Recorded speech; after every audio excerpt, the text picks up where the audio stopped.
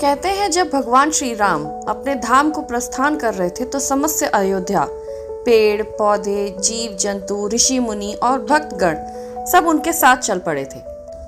हर प्राणी को साकेत में प्रवेश मिला, लेकिन एक व्यक्ति था जो प्रभु के साथ होते हुए भी साकेत में नहीं जा सका। वो कौन था?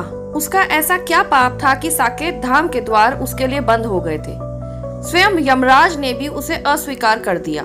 यहाँ तक कि ब्रह्मा, इंद्र और ध्रुव जी तक ने उसे अपने लोक में प्रवेश देने से मना कर दिया।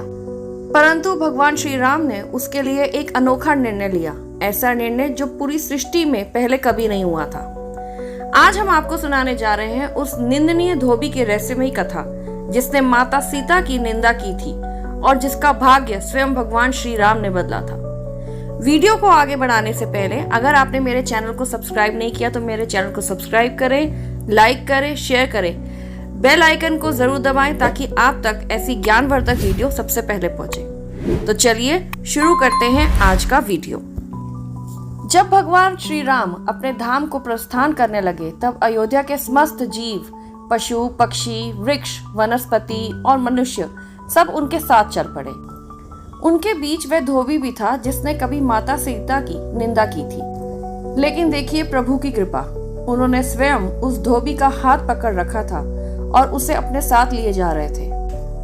जिसने ये अद्भुत दृश्य देखा वह भी प्रभु के साथ हो लिए। यहाँ तक कि अयोध्या के पर्वत भी उनके साथ चलने लगे। जब सभी साकेत धाम के द्वार पर पहुंचे और प्रवेश करने लगे तो द्वार स्वतः खुल गया।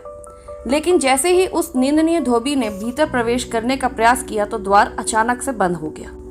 साकेत के द्वारपाल ने प्रभु से कहा, प्रभु आप इसे अपने साथ लाए हैं, परंतु ये माता सीता का निंदा करने का अपराधी है। ये इतना बड़ा पापी है कि मेरे द्वार से साकेत में प्रवेश नहीं कर सकता।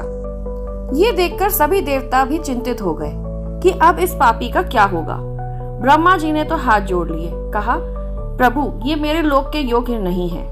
इंद्रदेव भी घबरा गए और कहने लगे, प्रभु मेरे लोक में भी इसका कोई स्थान नहीं है।